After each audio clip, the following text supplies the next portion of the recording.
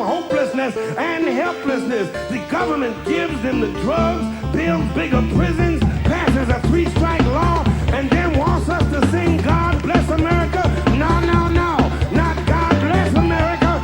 God damn America. That's in the Bible for killing innocent people. God damn America for treating us citizens as less than human. God damn America as long as she tries to act like she is God and she is supreme. All right, brop, brop, brop. Trigger warning, brop, brop. Spoiler warning. Maybe not trigger warning. I don't think I want to give away the plot to this movie, but we all saw Hereditary, so strap in. If you haven't seen it, we're probably not going to spoil anything, but it's going to get very spooky. Just skip the first 15 if you need to. A lot of gunshots, apparently. Yeah. They could have done less gun violence, and it would have been good still. The whole family was white. The ghost was Jamaican. Hereditary is about gang violence? Family gang violence. It runs in your blood. Yeah. Bloods and Crips. Yeah, there you go. Hi, I'm Jake Flores. With me is Rock of Meta. What up? Alex Patak. I'm in a gang. And special guest from Trash Future Podcast, Riley Quinn. Welcome. I illegally immigrated here from Britain. I'm currently on the run from ICE. Yeah, baby. A fugitive in the house. Build the wall. I should really explain my accent. I'm Canadian. I've just been living there for a long time. Yeah, very disappointing for everyone. We got a discount Brit. Yeah. Oh yeah, I'm gonna be here disappointing socialist Tinder girls. That's visiting from Britain, but I sound like shit. It's usually what I'm doing, so I'm glad someone's joining. Fucking mudblood. See, they say immigrants, they take our jobs, but we need all the help we can get to disappoint these women. That's and right. get them bummed out and make them hate the left even more for some reason. Mm-hmm. There's like, wow, I probably shouldn't get into that, but I've been battling with all of New York comedy about the apparent misogyny of making fun of Hillary Clinton. Not just New York comedy, but also the premier socialists of them all, Elon Musk. Oh, yeah. I got into Twitter beef with Elon For a Musk. second, you thought I wasn't kidding. I was like, Nick Mullen, the president of the DSA? I got into a fight with Nick. Even higher than Nick. He pays my rent. No, yeah, I got into a fight with Elon Musk over his dumbass sense of humor because he's made some statement online about how he like doesn't he's like, socialists don't have a sense of humor and they all attended fancy colleges and whatever. He made this like lame observation. But then he said he was a socialist. And also his sense of humor sucks. So I showed him some of his own jokes, and then he made a kissy face emoji at me and was like, "So you say I have sense of humor?" I can't do his accent. Triggered by my kissy face. Yeah. Space laser blaster triggered. Did you get any anything out of him? Did he? No, any stuff? I got some of his goons, some of his weird, business meme guys tweeting at me in kind of an annoying way. Some of my weird freaks tweeting at him. A bunch of people fighting. I have no idea who neither of them are, but he just left me alone because presumably he does this all day. Right. He's just online. The Twitter armies clash. Yeah. One of the whole purposes that our podcast exists is we spend a lot of time trying to parse how Elon Musk thinks. And what my main theory about Elon Musk's sort of general epistemology is that he is rapidly progressing through being a very online teenager.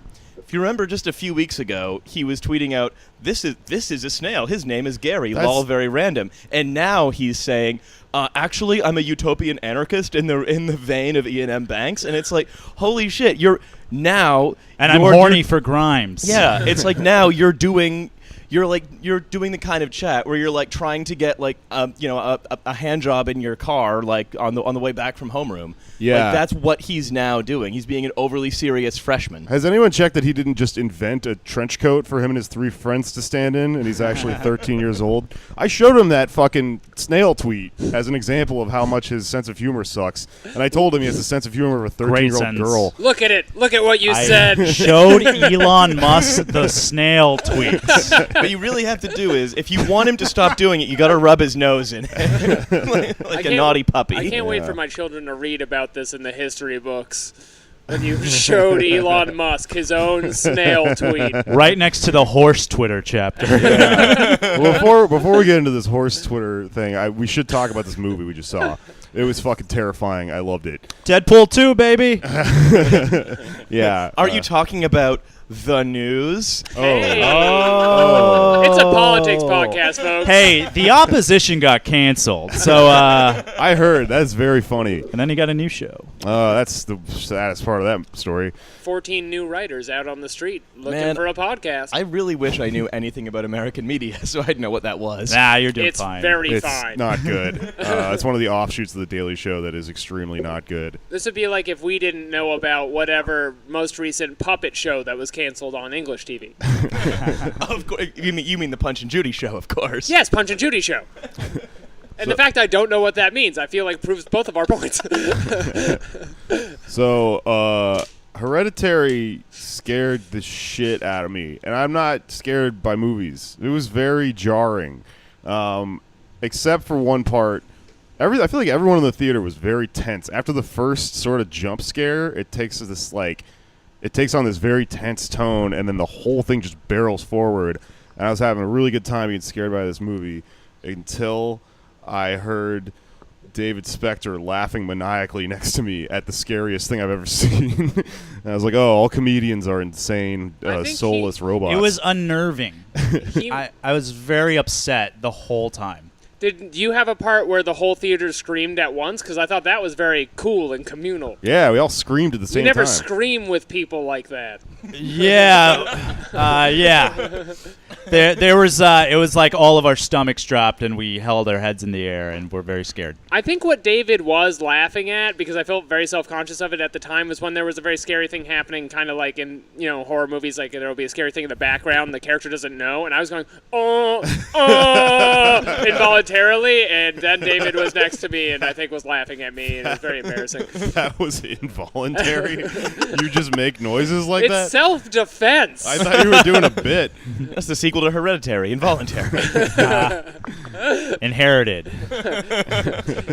Involuntary. Some of our children are annoying. Dun, dun, dun, dun, dun, dun. Well, yeah, because this movie was kind of about, at least one of the themes it was kind of playing on was dissociative identity disorder. So involuntary could be about having a child with severe, like, Asperger's syndrome who's just a gamer. When that means you're haunted, though, and it's one and the same, Mm-hmm. And it's Alex. I don't know.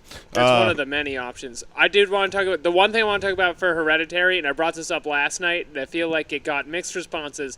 But the movie is so good, it lets you gloss over as an audience member the fact that the main character's job is putting together spooky little houses in her attic with glue. That's her job. Is all day she makes a spooky tiny dog and turns its head and is like, there's big money on the line for Spooky Dog. I gotta keep working.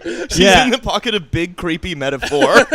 All the characters are artists, like Charlie, the girl, sketches terrifying things, not giving too much away. The mom makes houses, and then the third person. But I can't talk about. The boy makes cream in his pants. Yeah, cool smoke rings with his bong rips. And the dad makes a Xanax addiction. That's about it. Yeah, just like a sad fact of my bro identity, I was watching that poor 16-year-old stoner kid just relating way too hard as his life fell to shit. No, for real, me too. I had to stop smoking weed because it made me really paranoid, and the whole time I was watching that movie, I was like, this is like the nightmare I have when I smoke weed, like that.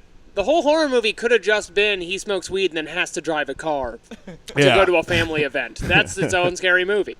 It was also like every year or two there is a horror movie and a lot of people who are like fair weather fans of horror or passively watch horror see it and they're like, this is the greatest horror movie in the last 30 years. And it's usually not like It Follows was good, not great. I don't think The Babadook was very good. I don't like The Babadook either, but I liked The Witch. The Witch was good. The Witch also, rules. like, ultimately for me, like, unsatisfied. I'm like, I wish like more happened in this fucking movie, and I wish I could understand what they were saying half the time. I wish I could. Yeah, but finish the fucking sentence. Hereditary and House of the Devil, they're the two best horror movies of, like, the last 15 years. Yeah, both And of those movies rule. If you like Hereditary, go see House of the Devil. It's same wheelhouse, different tone. Different house. Different devil, family. Devil owns many houses. He's very successful, and he's handsome. And he that's wears the problem. Prada. Yeah. Or she, I don't know. House of the Devil, more It's like 2018. House of Congress. Can't believe I almost stepped The on phones are lighting up. that. I can't believe I almost stepped on that. Okay. Speaking of the terrifying, horror, spooky, disturbing imagery. How do I fucking broadcast this joke any farther? Listen, Elon Musk recently tweeted out a picture of himself from like a Halloween party where he's dressed as the Marquis de Sade and he's wearing like a leather fucking trench coat. I have a question. Please. Hi, thank you. Riley, first-time listener, long-time caller. No, the other way. Anyway, why was he tweeting out a Halloween picture now? Okay, I'm not sure because I'm not sure if this is something that got dug up this week Oh, okay. Sorry. or if he tweeted it this week.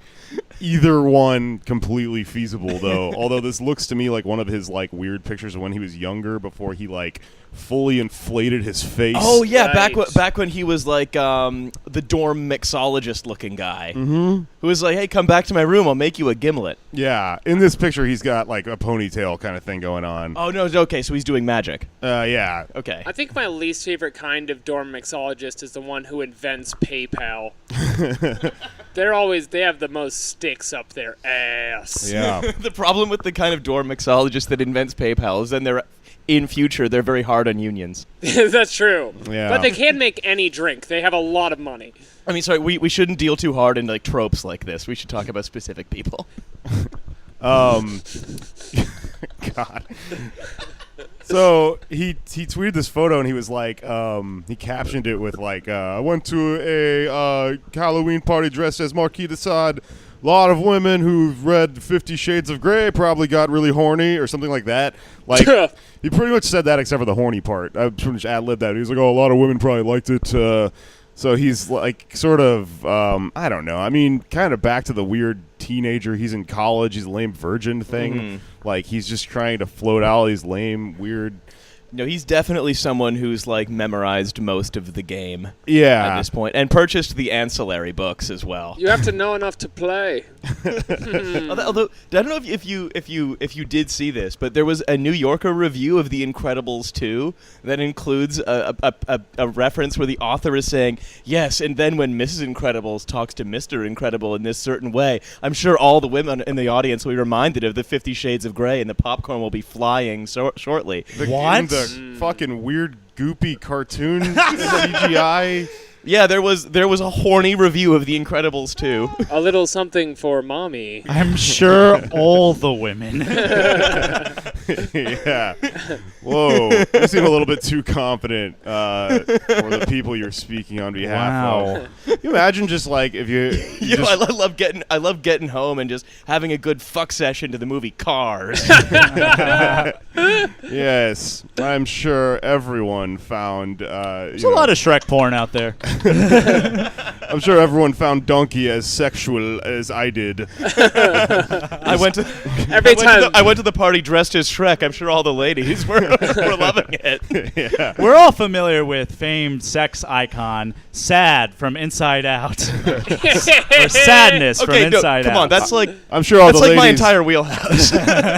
I'm sure all the ladies who have called watched. Inside Out. I'm sure all the ladies who have watched Mr. Hands were turned on by my horse costume with me and Peter Thiel in the back. Anyway, fuck that guy. Electric horse Yeah, costume shout out bursting Elon into Musk. flames. So Elon Musk also tweeted out this Wasn't a week threat. that he. All right, we gotta be careful doing fucking hip hop guns on this show. DHS is gonna have a fun time with this episode. But We're gonna have a Nonviolent. hard time leaving the country next week. maybe a really easy time leaving the country. Speaking of all of that, Elon Musk tweeted out as he grew through his anarchist, then whatever. Now I'm a socialist. Now I came all the way back around to capitalist thing this week. He tweeted out, that he was just horrified by the children in the fucking Walmart concentration camps on the border of Texas, and it begged the question, I think pretty reasonably, why don't you do something about it with all your money and spaceships and roller coasters and shit? He tweeted out a song. He tweeted out "Shelter" by the XX. He tweeted out a song from the last half decade. What else do you want? That's what the Marquis de Sade picture was for. This is for the kids, for them to read. Even in the time of great darkness, there are still bright lights in the form of my tight-fitting trousers. Those kids really are in prison, though. So. Damn. Yeah. It's hard to make jokes about because it's pretty dire shit. Oh, you made a joke about it. Yes, I did. It's because he's a comedian. Why is it? It's called working, He's more of a Rago. I made jokes about it too, he's more but of a I'm s- ashamed. He's more of a stand-up philosopher. I'm a poet. Well, I'm like Bill Hicks. I'm a poet. I'm like one of those comedians that doesn't tell jokes. You're a broet. Yeah, and I do know it, bitch. Woo! Brah! Okay, so I did. That was a threat to Bill Hicks. Yeah. The joke is, why is it called child It's a concentration really camps? it's like a really weird British pirate radio affectation that you all have just adopted. I started it today. I don't even know where it came Oh, the from. gun Yeah, it's sounds? contagious. Yeah. No, It's inner city violence. It's contagious. I came over here with my early 2000s Wiley on Rinse FM sensibilities, just basically doing gun sounds into a microphone and then doing grime music. And here we all are now. You have your James Bond Walter PKK ready, where you finish a joke and you're like, pew, pew, pew. I learned it from the great Chief Keef. Has he killed Tekashi 6ix9ine yet? No, but he got shot, and then Exitencion. Yeah. I never know if I'm saying that right. Was killed yesterday in Miami. Gunned down in his prime. Yes. Uh, A living monster. We're getting too off track soon. here. rest in peace. Except he beat up a bunch Beat of up people. a pregnant woman. Yeah. Maybe rest. Yeah, Just- yeah, there we yeah. Yeah, it's- Compromise. It cancels back out to. I'm glad we got a centrist liberal solution to the problem. Yeah. Direct democracy. Rest. This is Athens. Yeah, but I don't probably need to inform anyone listening of what's going on in Texas. There's these videos that are being released of people that have visited the detention centers where they're holding children that have been separated from their families in the deportation process, and it's particularly grim and particularly dire. I mean, it's children in a fucking cage. It's very sad, but it's raising a lot of very bad takes on the internet. One of them, and probably the most popular one, being, well, if Hillary was elected, we wouldn't have this. And I would cordially invite anyone to research the history of this deportation practice, in particular under Obama, who deported more than the three presidents before him. It's complicated because it wasn't as gruesome. I mean, there wasn't a fucking. The difference is there wasn't a policy of separating families at the border. But I don't really buy this. Well, then it's irrelevant. I mean, it was. Start the argument where it starts. It was still about deportation. It's definitely not irrelevant. What would happen if Hillary was in power is a lot of this would be happening. We just wouldn't care. Yeah, and that's a huge problem. Yeah. The other red flag about it too is kind of informing. Politics opposing it is your goal as a group, just go back to putting the whole family in a cage or to get rid of the cage. Yeah, everyone. That's why it's such a bad take. But I don't know. I mean, there's just something about like Well, factionalism and stuff. There's also don't forget there are some Democratic senators like Joe Manchin, a rising star in the Democratic Party of West Virginia, whose main opinion is, actually, the rest of my party needs to get responsible on immigration. We need more patrols, maybe consider a wall, and Black Hawk helicopters patrolling the southern border, rather. Yeah. I don't think Damn. anyone's threatened 2 by months Canada ago, yet. Kamala Harris went on MSNBC and wouldn't even say she would abolish ICE. Yeah, it's a fucking no-brainer. When she was asked about it recently after this whole story broke, her take, if you pay attention, was not that ICE should be abolished. It was that it needs that the head of DHS should resign because they're not running DHS correctly. Yeah, to So manage- it's a someone ma- she yeah. she likes should be in charge of It should Yeah, be left what to they the say. states. It's with all of these people because they have no moral compass, or rather because they imagine they have no moral compass, is everything's managerial. Everything is simply a matter of finding the correct policy by the application of sufficiently infinite nuance. And so if you have someone like Kamala Harris will look at this issue and say, who made the management decision to separate children from families? We should have implemented a complex means testing program to pair up children with their ideal families based on star sign, right? Yes. That's the way that these people think. Yeah, it's so impossible for these people to pull back their ideology, like their lens, far enough to go, wait a minute, maybe this shouldn't be happening at all. Yeah. Given we're definitely putting a whole family in a cage, do we separate the kids from the adults? Do we pair the kids with other kids so they can make their own fun family? You sit at the kids' stable. In Texas, they like things big. And if we're going to take a family in a cage, okay. Well, also, the other thing that really gets me about this is there's like a motivational Trump quote as you go into the Walmart detention I think center. it's from The Art of the Deal. Yeah, there's a quote from The Art of the Deal, and it's like, it's like, oh, you may have lost the battle, but keep trying, and you'll always be on your way to winning the war. Yeah, and it's I don't even understand who that Jesus. quote's directed at, because it's like, wait, or is it you lost the battle, therefore you're being deported, or It's a Baron. Like, Directed at hey, don't feel bad. Some of your greatest opportunities can come inside of abandoned Walmarts. There's really good real estate. They did build it for Barron, but they're finding other uses. And that's resourcefulness. yeah, That's why Republicans are more responsible stewards of the economy.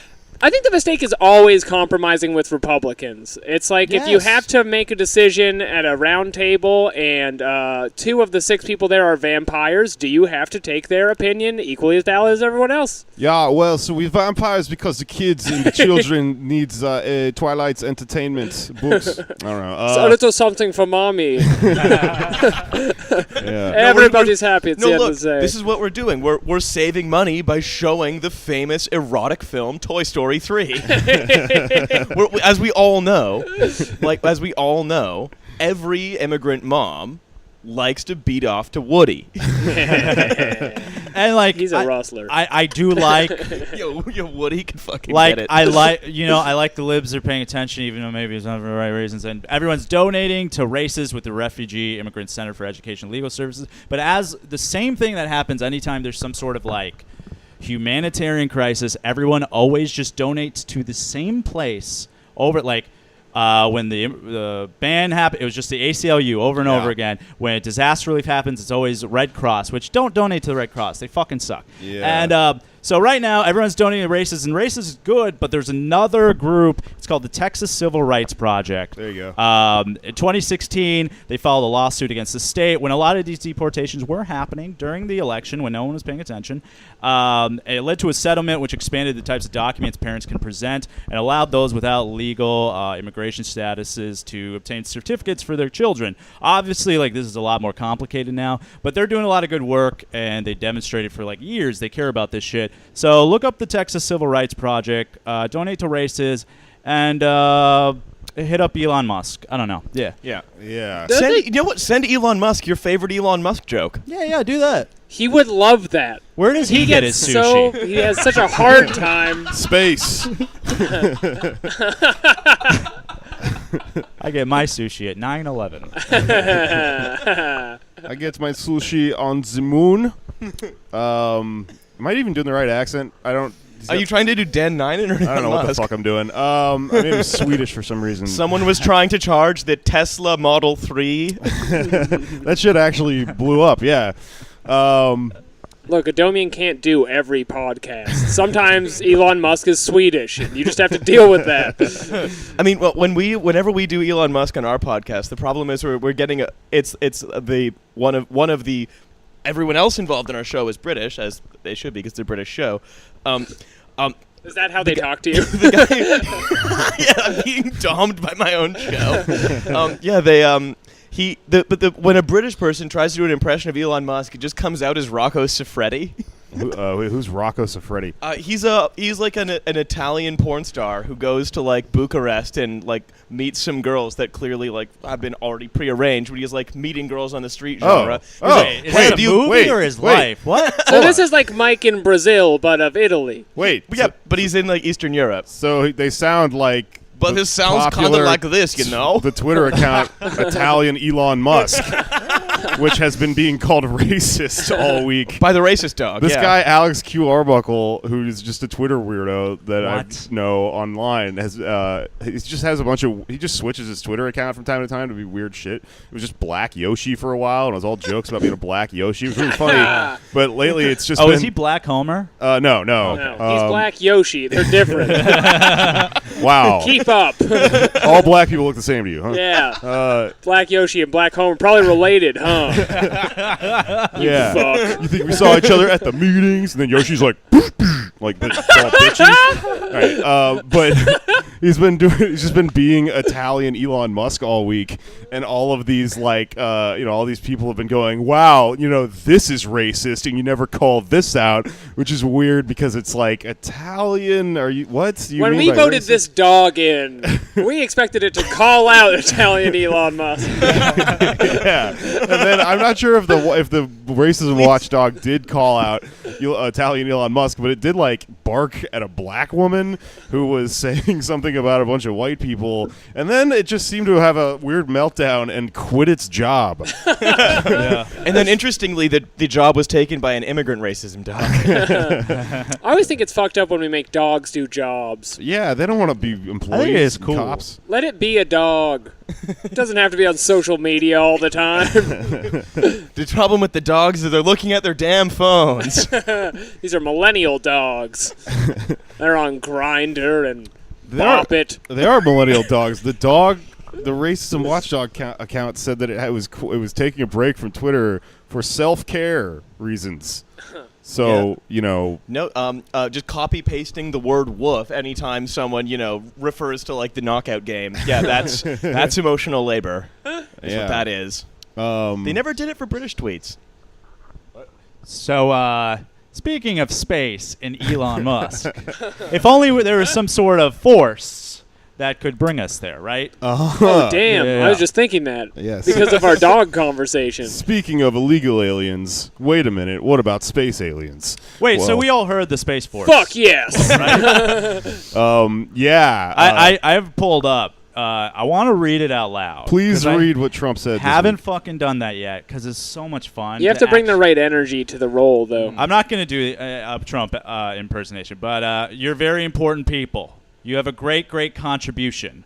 What you're doing has been incredible, but it will be even more incredible, far more incredible. A lot of periods here, because we are giving you a platform the likes of which nobody has been given before. NASA's never dealt with this shit. Remember, economically, militarily, scientifically, in every other way, there's no place like space. I mean, hold on. He's right. Yeah. Good luck, General Dunford and the Joint Chiefs. I want to wish you a lot of luck with Space Force, but that shows how important it is. Congratulations on your tremendous success, but you're going to have far more success right now. Thank you very much. And that was his E3 presentation. Yeah. And then they show the Spider-Man trailer. So that was Trump as he was breaking the news this week that he would be expanding the military into a sixth branch called the Space Force. Woo! Yeah, he's lost his damn mind. It's always hard for me when he does stuff I really like. It's a shame he didn't call them Starship Troopers. It appears that like this is straight out of his like the dark recesses of his brain too, because like it's essentially something that's been pitched as an expansion to the Air Force, but the Air Force doesn't want this to happen because they think it'll misallocate their money, which are being spent on quote unquote important missions, which is bullshit. Wait, like the new kinds of plane that if you try to take off from them, just like get the computer crashes and then the pilot dies. Yeah, that's a military op. We can't talk about that. That sounds cool. Yeah, dude. Operation McCain. I mean, no, it's that Lockheed Martin is doing radical praxis by like slowly killing everyone in the Air Force. Yeah, they're trying to fit the Comrade Lockheed the planes with that that Batmobile thing that chops your hand off if you try to open it. Can I do socialism theory for a moment? Please do. So basically, I think the Space Force is incredibly interesting because as there are companies like Blue Origin and SpaceX and similar sort of that are looking to expand American economic activity to space sort of privately, concomitantly, Trump is also expanding the American military presence to space. That is to say, he's sort of shepherding and securing the capital expenditure that's eventually going to occur in low Earth orbit. And this is not even new, this phenomenon. Like, if you look at one of my favorite economists, a guy called J.A. Hobson, he wrote this book called Imperialism: A Study back in 1900, where he was saying that the real purpose of imperialism is to use public assets to secure privately owned capital assets abroad. And so when the British Empire is fighting to put down the Boer Rebellion, it's really actually acting in the interests of people like Cecil Rhodes, who've been unable to dispose of their investable capital profitably in developed markets, and so must then invest abroad and then compel the state to secure their investment for them. That's literally all this is. So this is Trump expanding imperialism into fucking space. Yes. To take over like a black hole and shit and somehow monetize it. Yep. Yeah, while Bezos and Elon Musk expand colonialism. Yeah, or bring it back, whatever. And so that's the idea, is that as American business interests expand into space, so too shall the American public sector expand via the military. This is how imperialism has gone since we had imperialism. This is the goddamn plot to Gundam. Well, literally the beginning of Gundam. But I know what you mean, though, because it's, we have neoliberalism because we ran out of places to extend colonialism, so then it became, colonized ourselves. Yeah, we'll just open a factory and then, make this free trade agreement to where now we're profiting off of you. You're essentially part of our machine without being... And, yeah, so there's no more... It was either this or the ocean, and honestly, the ocean would have been badass if we'd gone full Sea Lab 2021, We must have beautiful undersea walls. Yeah, we can meet up with the Tulu fish. and shit. It would be tight. Yeah. There are like peace accords where you can't put weapons in space, though. That was covered 50 years ago. So I don't know how he's planning to do this without just openly breaching.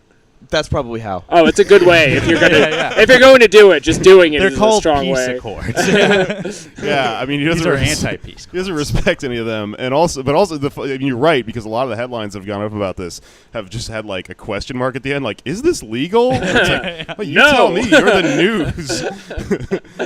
And the way he's justified a lot of it is by like looking at like this is all predicated, I guess, on the idea that there's going to be some sort of like military action where we're shooting down other people's like satellites and they're shooting down ours, because China shot a satellite into space and then blew it up to try to see what would happen, I guess, if you blow up a fucking satellite or if someone else blew up their satellite. So it just caused all this debris to be like floating around. But this isn't probably something that anyone else is seriously angling at. Unless now they're gonna. Yeah, I mean, I'm not looking forward to where this is going. I mean, it's like, I guess the thing that could happen is that everyone's cell phone goes off and there's just a purge or something because of this. If someone decides to shoot down a fucking satellite. Yeah. Right, there would have to be a purge. It's the only way to solve the problem. It's basically like a law of physics. If Trump is going to start a realistically plotted horror movie who wrecks all our phones. But which one? That's what the game is.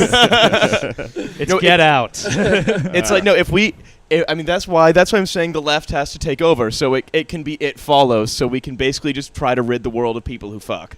Yeah. Yes. They've had it too good for too long. Finally, the Chads will know our wrath. The other thing Trump said in his speech that was hilarious was that he was like, we need to be dominant in space. It's not enough to just be in space. We need to Why be do you think Elon dominant. Musk wore the Marquis de Sade costume? Exactly where I'm going with this. Shoot Dom Daddy Elon Musk into space to fucking bullwhip all the aliens and stars and shit. And, let him just maybe that's how the story ends, with him just rocketing on into the just into the tweeting blackness. live from space. I'm trying a new cocktail up here and a new robe. It's funny you can't see it, but if we need to do, because one thing that this has really done is the last week or so of Elon Musk being way more online than usual, is it's given me a real kind of insight into just how clever he is, which means I think the best way we can save ourselves is if we give him a copy of Men Are From Mars, Women Are From Venus, and then we just send him to Venus in his Marquis de Sade costume to try and get laid, but then he breathes in a bunch of hydrochloric acid, which Venus's atmosphere is comprised of, and then he becomes a skeleton. He would have so many problems breathing the atmosphere of Venus. Yes, I am a skeleton, Elon Musk. I'm flown here to Venus to choke the women. And now I'm a glowing, radiating skeleton. He really is just now indistinguishable from Rocco Siffredi. I mean, he's flying to Venus to fuck at this point. He is Rocco Siffredi. He's the horniest Venus. Billionaire. That is quite a title, because they're all if you got to pick your life at birth, horniest billionaire seems like a great choice. Yeah. Okay. Hang on. I'll pause it for a second. Put on toy soldiers. All right. Era. All right, we're back. I'm done getting changed. And we're back. Everyone's doing J-Rock impressions for some reason. We're back from break. Speaking of, how do I segue into this? So basically, there's something going on in the tech world that's kind of disturbing, which is that, and it's not helpful. is that the technology that you could use to sort of fake a live video of a pundit is reaching an alarming state of being realistic. Yeah. So last year there was this fun Obama video. It was developed by researchers at the University of Washington, and what it was just a manipulation of Obama saying "Hey, I'm Mr. Meeseeks" or whatever. And but of course, the high IQ department. yeah, it Allow was me to be clear. I'm Pickle Rick. Yeah. It was the thing. It was clearly manipulated. It was kind of for fun, and it only involved facial expressions. But now, so there's this conference. If you like your soy sauce, you can keep it. There's all these. There's this conference all these high society tech people have in Vancouver every year. It's called the SIGGRAPH 2018 conference, and so there's an article in Gizmodo this week. George Dvorsky. How's his marriage going? Dvorsky, The most divorced man of all time. the most single man ever. he was just born festooned in pucka shell bracelets. In puberty, his hair just grew in with the fucking bald on top, like Milhouse's dad. He thing. sleeps in a race car bed. A really nice race car bed. But so now they've developed, some people at Stanford took a cue from them. There's this new system developed. It's called Deep Video Portraits. A new approach, to quote the article, uses input video to create photorealistic reanimations of portrait videos. These input videos are created by a source actor, the data from which is used to manipulate the portrait video of a target actor. So, for example, anyone can serve as a source actor, even Alex, and have their facial expressions transferred to video of, say, Obama or Vladimir Putin. I hope that doesn't happen. So say something any Alexy thing could just be transferred to, whatever world leader you want. So it's just Vladimir Putin, and he's just going I'm half Japanese and half Indian, so I get my sushi at 7-Eleven, and then just winking a bunch. I watched the videos of this, and it's fucking crazy they show you the source person and then the actual like weird manipulated talking head CGI mock-up thing they make of the person. Get an old video of Obama saying, "Yeah, what do we give him? A drone hit transplant?" There you go. But it's like it's alarming because it's just super accurate, specifically just like in terms of like a talking head on like a TV show. So basically, this can theoretically be used to fake videos of anyone on TV saying. For the crazy gamers thing. listening, it's like a map hack. There you go. The worst part about it is I don't really see the potential benefits of video manipulation. Like audio manipulation I kind of get in that like, we could provide voices for, people who've lost speech or whatever, vocal cords. But here there's no benefits other than it just distorts reality even further. No, Especially if you're that a it's- kid and you're in a tragic accident where you lose your vocal cords, they can strap a monitor onto your head where now Obama just speaks for you. Every time you need to say, like, Papa, I need juice. It's Obama. Are you tired of being disrespected? Try being Barack Obama. But so they're talking to this. Play tag with me. You're talking to Let's this work dude, Michael Zolfer. He's German. He's visiting assistant professor at Stanford, and is developed by him and his colleagues at the University of Munich. Blah blah blah. And so in this interview, in his blog, they're like, currently the modified videos still exhibit many artifacts, which makes most forgeries easier to spot. But it's hard to predict at what point in time such fake videos will be indistinguishable from real content for our human eyes. Well, I mean, this just means like we were now in like we were for a while fully like almost in the full Adam Curtis hypernormalization world. Mm-hmm. We're there now. Welcome to a world in which truth just does not exist. Because nothing can really be known except what you can see, which you can't faithfully reproduce to anyone else. Yeah, or whatever truth you prefer, you can find because there's a market for it. And also anyone who's like, oh yeah, well there are going to be like little artifacts that actually will render a video of Obama saying that he actually loved getting children sent up to the White House for Marquis de Sade. Oh yeah, you can spot that's a fake. Like no one who like viscerally hates Obama for just the crime of being black and a president, is going to like be looking out for those for those marking signs. They're going to be like, no, I believe it. There's a watermark on this. Yeah.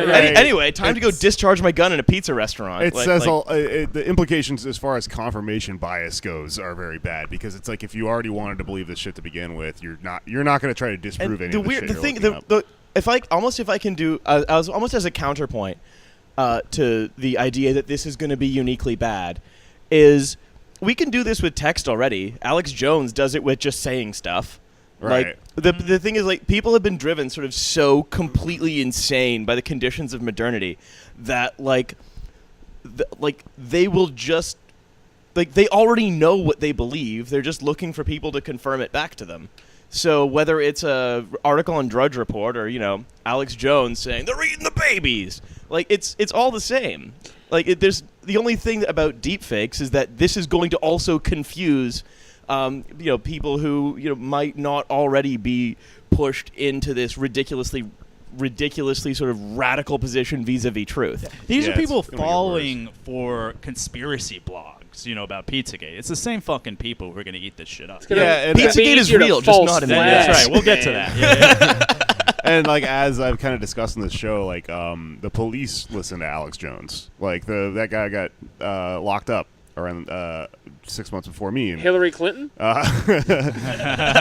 the guy who tweeted said he wouldn't shed a tear if a cop died, and then he got locked up right around the same time that happened to me. The cops who locked him up heard about him on Alex Jones and then went and found him. So this is already a huge problem, and I think that the worst sign about this is that it's probably going to be an extremely successful technology venture because it's. I think the big tip-off sign for anything being about to take off in the tech world is that it's being used for porn. That happened with VHS tape, whatever, streaming video, Snapchat. Snapchat was originally for. I basically went to a high school with the guy who invented it. He invented it so he could send his dick to people, and it would be like erased immediately. And that's why he spent all the time developing it. Tinder was just a hookup app before it kind of got rebranded as like you can meet your whatever on here. So that just sort of adds like rocket fuel into the funding going into anything, you know? Yeah, and to make things worse, they're also developing audio manipulation. So I think the leading company is this company called Lyrebird, which is another funny name, Lyre. Like how a bird will do a manipulated voice of Barack Obama. It's like, if you want that bird seed, you can keep it, but you can give it to me. Just kidding, I'm a bird. Throw up in my mouth. I'm hungry. These other birds cling to their beaks and their twigs. And to give you an idea of like, they're just any other fucking tech company. Their lead investors, there's this company called SV Angel, San Francisco-based investment firm, helps startups, blah, blah, blah. Anderson Horowitz, which is a private American venture capital firm, founded in 2009 that actually funded Twitter. And then there's one called Y Combinator. This is all first-round investors. This president, the guy of that is this guy named Sam Altman. And I went to his website, and the first line in his website is just, I think cryptocurrency is here to stay. So these people just fucking completely removed from reality. It's just a bunch of spinning chrome skull gifs and shit. Yeah. Cool guys. Yeah. God, I bet they have such big belt buckles. And like each more covered in tobacco brand festoonery than the last. And they like had this advisor on NPR talking about this. He's like, they're touting like positive uses for restoring voices to them. And then there's this guy they had on from DARPA who runs the media forensic program there. And he goes, his disaster scenario is a mass misinformation campaign creating an event that never even occurred. And they're like, well, what do you think would happen? It's like, well, I think it would lead to political unrest or riots, or at worst, some nations acting all based on this bad information. DARPA here, it would be bad. Yeah. And so his team is putting together a platform that automatically determines whether images, video, or audio has been manipulated. But it's like we were saying, just don't make the fucking technology in the first place. Well, there's no point to it. The issue really isn't even about sort of what technologies are made, but about how they're owned as well. Sure. So you can see this, like, one thing we talk about a lot in our show, Trash Future, is the ways in which what's already been plugged, the ways in which the models of ownership are sort of accelerating the progress towards dystopia. Where if you imagine that simply the technologies that we have are accelerating us towards dystopia, then you're just doing Black Mirror, which is hack. But Hack Mirror. But it's that, and so like the example would be right like that. The guy who invented Oculus, Palmer Luckey, one of the world's worst people, is now privately developing a technology to create a virtual border fence that's going to be basically impenetrable, except when it fucks up, which is hopefully all the time. Mm-hmm. And then he's just now saying, well, we've created this technology, we're just going to sell it to the government. And so the private ownership of sort of advanced imaging technology, for example, and sort of an AI-enabled cameras, is enabling sort of more sort of reactionary crackdown on marginalized groups because it's being held by people with an incentive for profit. And so when the technology to make deep fakes is held by people with an incentive for profit, then they're going to, I'm more worried about them using it to like sell to groups that want to, say, destabilize governments in the developing world. Yeah. Right? Like that's what I'm sort of really concerned about here. Well, obviously, the motivations of private interests are always suspect, from a socialist lens. But for this particular example, I don't even see spreading this around what good you could possibly get out of it. Yeah, this is an example that exemplifies it's such a extreme example You can of have that concept because what is the purpose? You can have Blade Runner sex. That is like the best possible ending for this technology. Is they can put it on like a doll, and then you have sex with the doll, and the doll is also in your watch. You can make a video of you having sex with yourself, and that's great. Aside but we don't need it. from being able to make a hyper-realistic VR where you can fuck Mr. Bean, I'm not really sure what else this is going to do for us. With Mr. Bean, you don't need the audio aspect to be developed at all because he doesn't talk. There's that famous quote. It's all eyebrows, and they do a very good job with the eyebrows. How do I get eyebrows into a podcast? Do you just imagine someone getting a video, but I'm like, do you have it with the real audio or something on the black market? Wait But, a minute. well, Wait a just- minute. Wait a minute. I can finally fuck the donkey from Shrek and the car from Cars. You can fit so much in his mouth. all this shit So many people are just going to get their shit split open by Lord Farquaad from Shrek. It's going to be wild. like all this bullshit we have heard about Facebook and Russia all year is just like the precursor of it. Like people think that's fucking bad, and people spreading fake news articles. This is like you said. Financial firms, governments, and banks exploiting this technology for any monetary gain at the expense of everybody. But then the thing you always also have to remember, because again, we also talk about this phenomenon of technology's enabled fake news, and that's a real problem. Like this, and how really that's again kind of a distraction from the core issue, which is that fake news goes from shit posting to ideology when people are especially willing to believe it. And that the problem is, and if you're saying that the problem is fake news or fake videos or whatever, then what you're doing is you're looking at something that's an accelerant of a process that's already going on, which is sort of growing disillusionment with sort of the liberal world of modernity. Surprise, surprise. The problem is you live in hell world. Yeah. The posts aren't the beginning of the issue. It's a tool these people are using to reinforce their narratives. And the thing is, I would suspect if we did live in a fundamentally fairer society, then I wouldn't imagine that the ability to make a video where Barack Obama says, "Let me be clear. I am going to personally fuck all your children.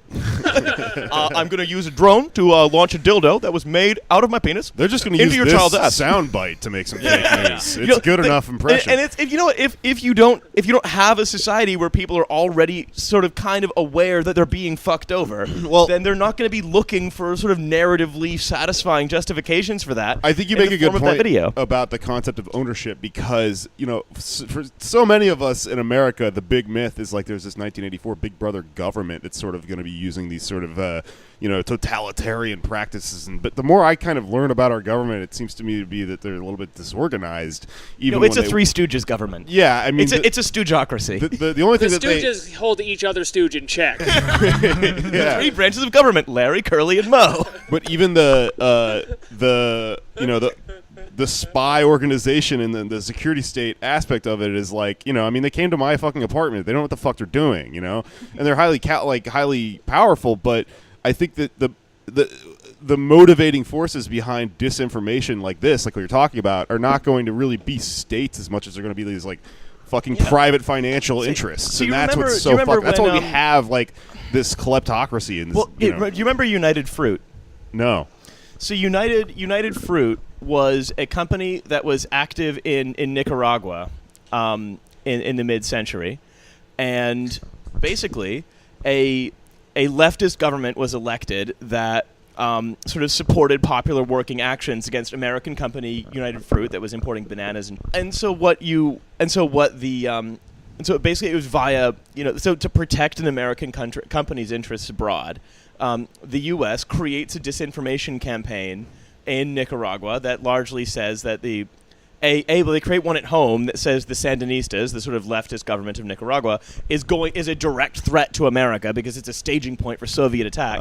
Then they sort of begin peppering sort of Nicaragua with propaganda, saying that the Sandinistas are basically going to kill you because you're wearing glasses.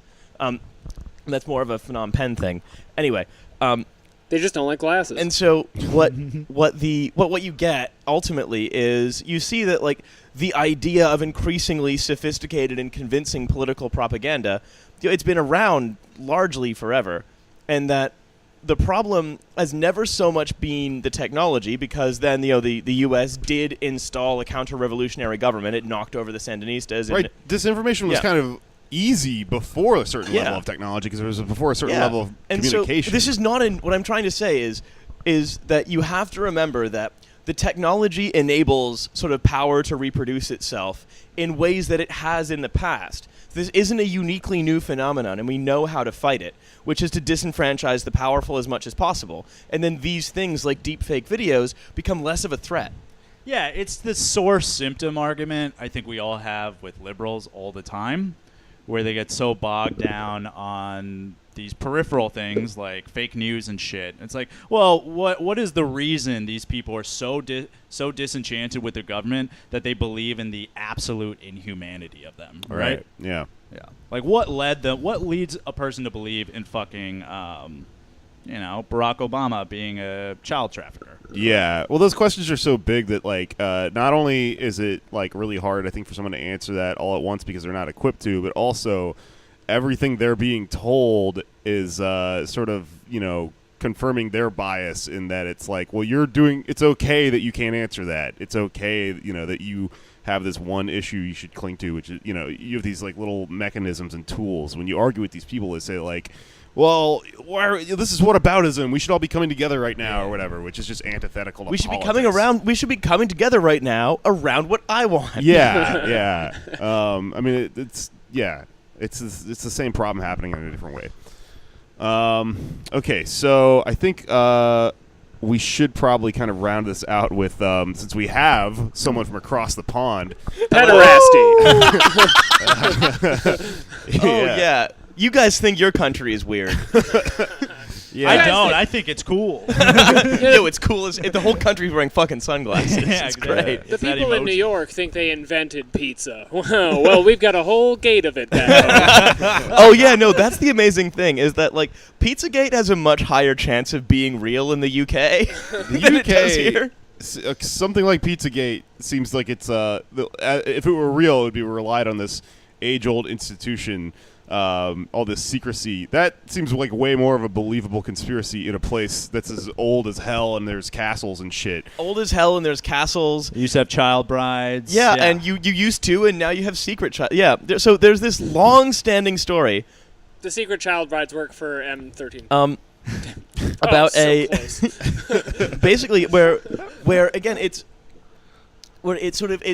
never really been confirmed, but many sort of witnesses and victims have come forward of this idea that there's like a secret VIP pedophile ring that was like Jimmy Savile and then like a bunch of Tory MPs and other sort of political grandees basically just got this flat in a place called Dolphin Square, which is relatively near Parliament, which seems like a tactical failure to me, but whatever. And then basically just had, like, insane Caligulan orgies in it with, like, sort of people between the ages of, like, 10 and 15. In Dolphin Square. Everybody loved these orgies. And so, like, that's what I always find really funny is everyone and a lot of American reactionaries are like, yeah, when we expose the pedophile ring that is the Democratic Party, it'll all come crashing down. And it's like, no, we did expose it in the UK. Yeah, nothing happened. Nothing happened. But the level. One of the great things about the UK is because our system is parliamentary. We don't, it's not like we'll have like 100 senators and a bunch of sort of congressmen sort of being more or less outwardly respectable most of the time, but being awful, but being outwardly respectable. Because like there are some constituencies like in Cornwall or whatever that have like 12 people in them, you can get the most insane fucking psychopaths elected to British Parliament. And so the one thing I really want to focus on a little bit more is recently a parliamentarian who no one has ever heard of before this, because backbench MPs they're called, because you have your front bench, which is like the Secretary of Health, the Secretary of Transport, the Chancellor, whatever. Your starters. That's the front bench. And then you got your sideline heroes. Yeah. LeBron. But then you have backbench MPs who are no names and who are often like more extreme and weird and parochial because they never have to get talked to by like the national newspapers. It's crazy. That's a job. You're like the backup representative. It's your full-time job. You're like pretty much just there for the pedophilia at that point. No, that's the thing. Anything. No, he's a real lunch pail. He's a real lunch pail MP. He comes in, he does his job. He's not just there for the pedophilia. He's there for the politics. No, so like backbench Tory MPs, Conservative Party MPs. We call them the Tories because I don't know. Nothing means anything in Britain. Oh my God! I just got why they're called Tories. No, that's not a play on words at all. I was thinking it's conservatory. Nope, that's not it. That wasn't it. Never mind. I don't know why they're called I was that. thinking Tori Amos. Yeah, because they're very Famed pro. American They're songwriter. very pro Tory Amos. And when the Conservative Well, Party founded. was sort of started, when Parliament became a going concern and that it had parties and so on in it, when we get democracy, they're like, there will one day be a Tory Amos, and we will defend her interests. She really hates Ireland, but she really loves the regulation of the price of grain. Love it. Anyway, Hail Tory. so there's one Tory backbench MP from a constituency of like a dozen people, who recently was the single voice who blocked a law banning upskirting people in public. He's just got a tear in his eye. Like, no. I quite think you'll find that taking candid shots at bird skirts is actually a great British tradition. Put me in, coach. Put me in. I promise. I'm sure it will be worth it. And, well, because it's like, and what I love is like the British media is so fucking psychotic, because all of their brains were broken by Brexit. Yeah. You know, is like there's most of like the British sort of centrist media just thinks that anything that happens is related to Brexit, and so like Well, if it's a very similar story over here right now with with Brexit. With 2016. 2016. Everyone's yeah. brain is broken from Our 2016. Oh no, Brexit. it's the difference is that Brexit's an ongoing process. And so anytime like Jeremy Corbyn has breakfast, you know, someone like Jonathan Friedland, who's like a Guardian columnist, will be like, "Yes, you had some beans on toast, but why didn't you stop Brexit, Jeremy?" And so everyone is in a constant state of psychopathic meltdown, as opposed to just remembering one traumatic incident. The traumatic incident's still going on, and so like liberal centrists just can't think of anything else but Brexit. They have no time for upskirts. They want them to be legal. And so they're saying, yes, you're all paying attention to the fact that, you know, Sir Christopher Chope just like made it legal to like wear mirrors on your shoes to like you know. Which is a thing from like Spencer's Gifts. It's like a gag gift you give an old man when he turns 50. It's like an over the hill joke thing. Your evil representatives do have better names. I feel like that deserves some respect. Like, Yeah, what did you say that guy's name was? Chope or Sir something? Christopher Chope. he's been knighted for his service in upskirts. Oh, that's the thing. He was knighted last year for his long-standing service to Hey. conservative values by Theresa May. The Liberal MP that was outed as a chronic pedophile was named Cyril Smith. Oh dear. And he was just a giant pale man. Wait, was he a Lib Dem? I think so. But he used to frequent this place called the Elm Guest House where they used to abuse a lot of people. This is all what I do in the late hours on the internet is read about these fucking sex rings. Yeah. Follow the money. Also, he's dead. You can't libel the dead. Yeah, that's right. Yeah. So, well, He's a edit great this man. out. No, you can't libel the dead. Like it's Oh, you impossible can't to libel okay, the dead. yeah, yeah. You could say that he like spent sit most at of his time Odin's trying table. to clone dinosaurs, trying His to free to the estate wild. can't like get after me or something. Not unless you damage the prospects of. Not unless you say something damaging about the children. Oh, Yeah, you're shit. good. He's a pedophile. He loves children. Same time next week, folks. Welcome to the libel hour. So that's the thing. It's like If this you're is a knight, you can look up everyone's skirts because you got those shiny boots on. Yeah, you got shiny boots. Do you walk around in the armor all the time? I would. Oh, absolutely. You can get Absolutely. so strong so fast. That's why they have the swords, so they can just like put them down and be like, oh, check that out. You get a boner and everyone just hears this loud ding in your suit of armor. That'd be fun, right? Methinks I see. Oh my God! I stabbed you. Yeah, no. So that's the great thing is like there is just like everyone, like every parliamentarian minus like the left of the Labour Party is just a complete, absolute like twisted ghoul. And so all of this shit that the conspiracy theorists think happens in pizza restaurants in D.C., it's all happening just in council flats near Parliament in London. The immigrants are taking our jobs. Yeah. Our hand jobs. What? I don't know. Who knows? you're just like you like put your dick through the popcorn and whatever. You're like just waiting But to get once- jacked off. once you- look once over, you- just like, oh damn it! So You podcast long enough, it just turns into senseless word association. wait. Okay. So I understand your point though. Like the point you're making is that there are people that are so deranged within the structure of British Parliament that they can outwardly be pro, like I should be able to look up women's skirts and shit like that. Again, Christopher Chope was like, oh, well, this doesn't fall within the bounds of this particular law or whatever, basically making a nuance argument when we had an overwhelming moral argument that everyone else was making. Yeah. So he's like trying to be crafty about it. at Yeah, least. he's like, no, I don't want to upskirt anyone. I just don't think it should be a crime for reasons. Well, we have that guy who wanted to like make rape and incest legal, right? Oh yeah, dude. You think that guy's weird? We had a we got Al. you got to meet the freshman class of U.S. politicians. They're hot. yeah. I can't remember where the They fuck he love was it. running. They haven't yet I been think elected. Virginia. These people Yeah, I have think all it was been Virginia. elected. It proves that That's like true. that No, I know it was politics is Virginia. meaningless. And they were bred for this, which is something we don't have. Oh, yeah, It's the no, generations of honed, cheekless gentlemen. Oh yeah, I mean that's the thing. You think Mitch McConnell looks like a turtle? You've never seen Jacob Rees-Mogg. An actual turtle. You've never seen Senator Franklin, the turtle. yes. Draw Senator Franklin. You too can get into art school. Yeah. MP Leonardo, I told you to stop partying. It's time for the law. You're out there partying. What about Brexit? Nathan Larson is our guy running for Congress in Virginia. Yeah, no, I remember it was Oh, Virginia because he's an incel running for office in Virginia, which is bitter and Which ironic. is- you yeah, know? We I mean, mean, as we all know, Queen Elizabeth, for whom Virginia was named, was the first incel. Yeah, I think she was a Volcel. Unless strength. no one wanted to fuck her. We- She was the queen, and that's very sad. But, yeah, that guy was just running on an outward, like, pro-pedophilia rape ticket.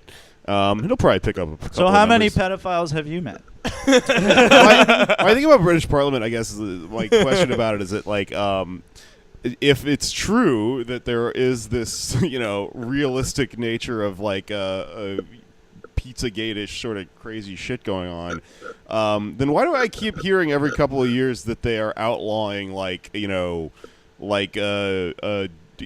sexual positions and shit and pornography and stuff like that? I mean, because Britain is psychotic. It's a labor abuse issue. I mean, it's okay.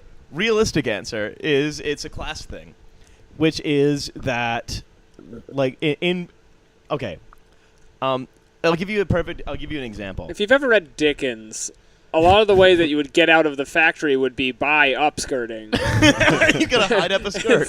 So it's in working class values. Yeah, To get the shot. There is this strong belief that basically the working class in Britain can't be trusted, and so there will be laws that are banning like rough pornography from the internet, or there's going to be a law I think that has been passed that just hasn't been enacted yet that you need to actually do age verification before you can like visit Pornhub. Yeah, it's wild. You mean where you just click yes or whatever? No, you're going to have to like be on a database in the government, which is going to be really normal. So they're going to track everyone's porn viewing habits. Whoa. Really normal people working at that database, by the way. Hell yeah.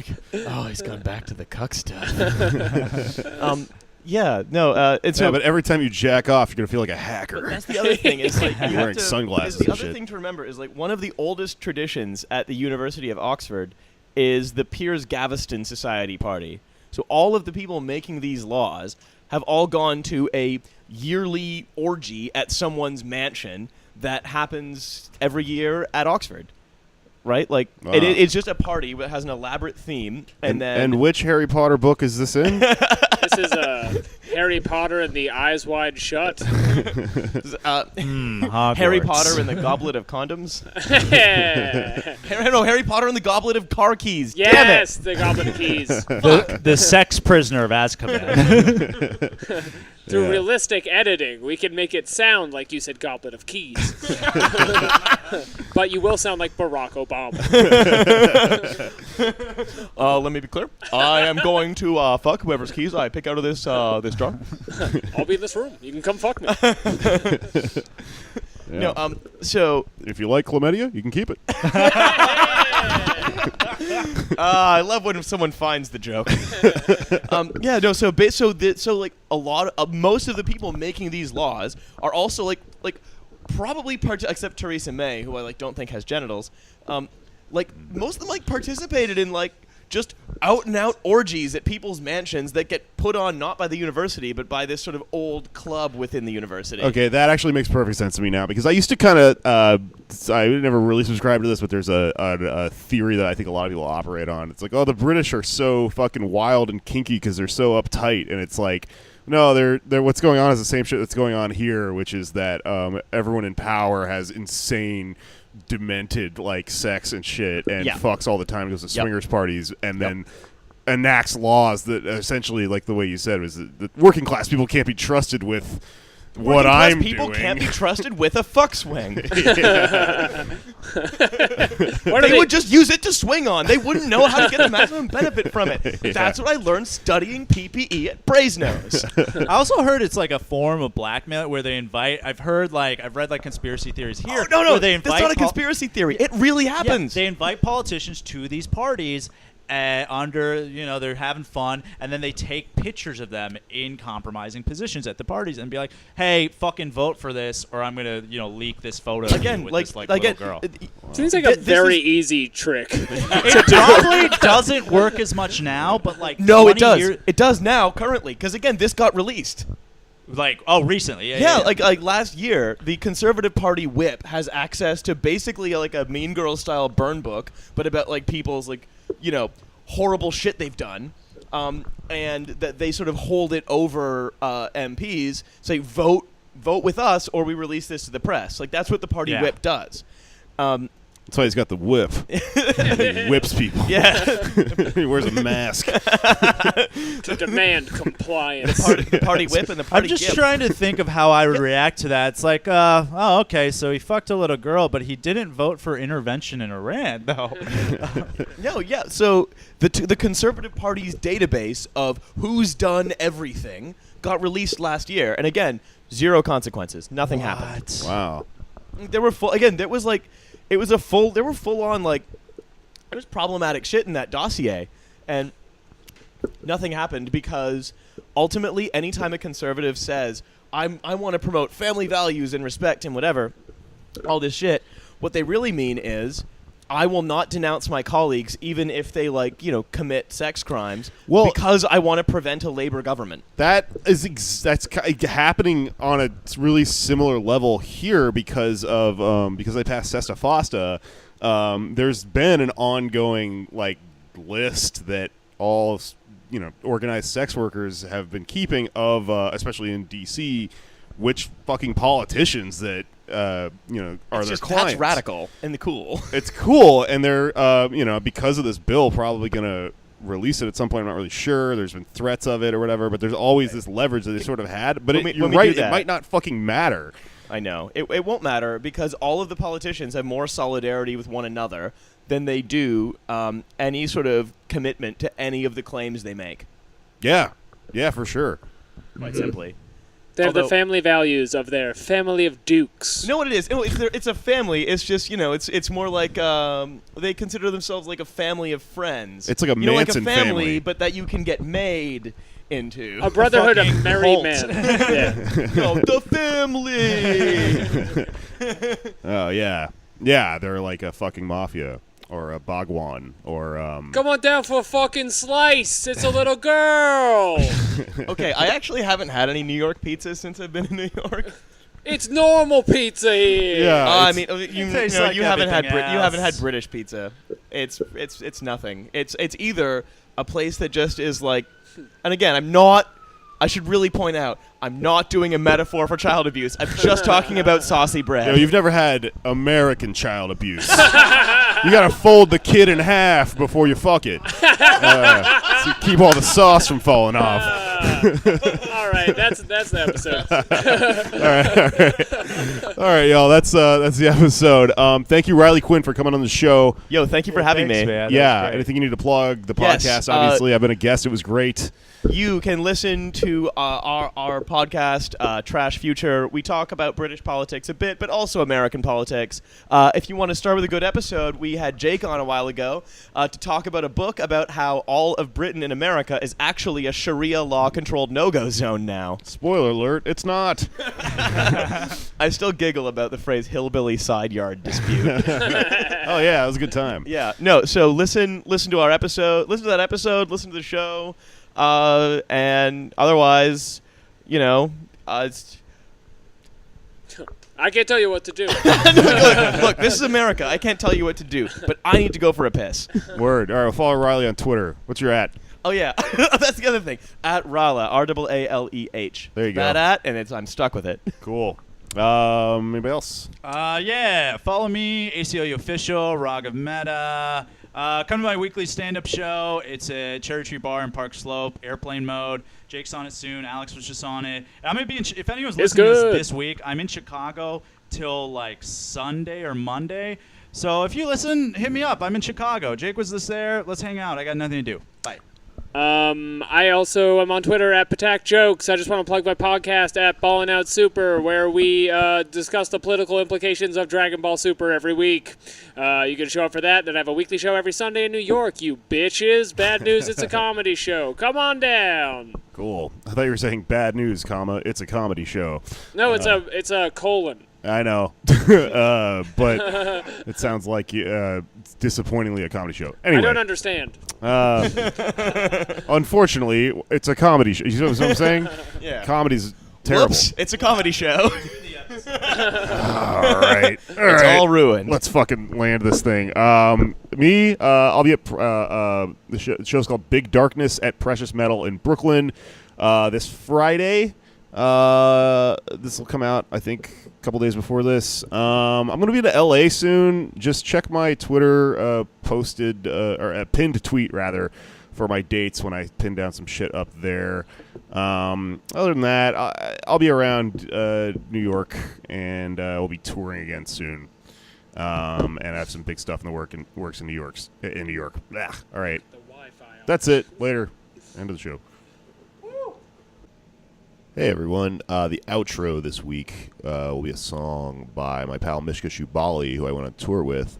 I didn't get a chance to upload any of his music onto the episode that we recorded a few eps back, so it's going to be on this one, because I'm on the road and I have all my gear with me. But I wanted to put this song on the podcast because it is a song he wrote about, I think, about quitting drinking and the concept of... failing to evolve, which is a very personal thing, but I think it also has a lot of fitting themes with the shit we're talking about on the show, and the failure to evolve politically, etc. All this stuff kind of has the multiple interpretations that you can view or read or whatever, and I really like that about his music. So enjoy Mishka, everyone. Check it out.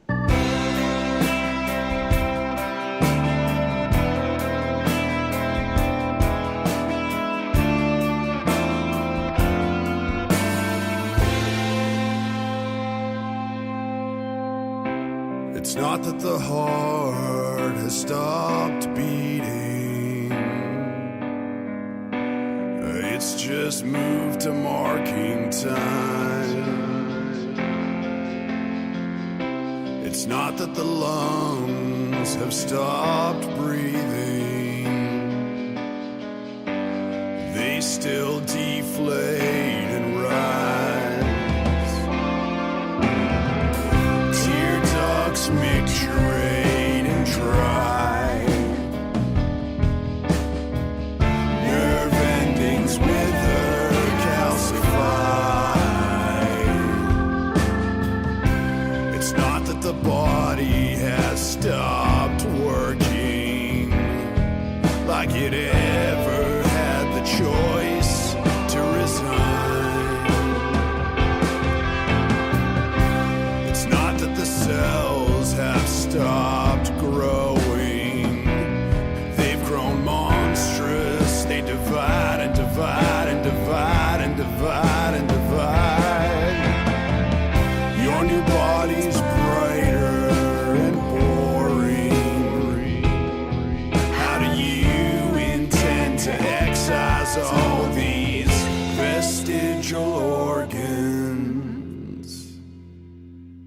'cause I cannot change.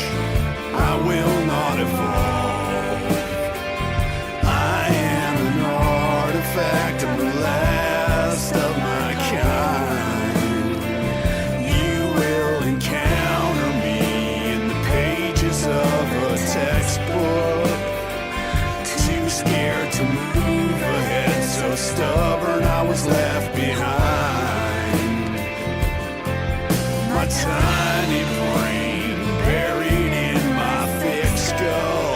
I'm the last of my kind.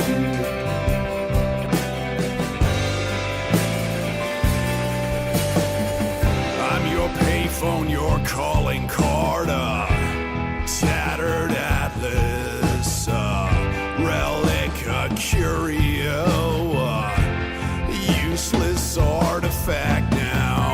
Mixtapes, photo albums, a late night long distance phone call. This used to mean something, but just what, we can't recall now. Your world's moving forward, yeah, it's thriving. Where do you intend to bury this survivor? 'Cause I cannot change. I will not evolve. I am an artifact. I'm the last of my kind. You will encounter me in the pages of a textbook. Too scared to move ahead, so stubborn I was left behind. My tiny brain buried in my thick skull. I'm the last of my kind.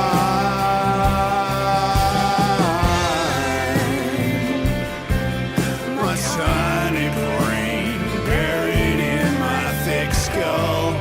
I'm the last of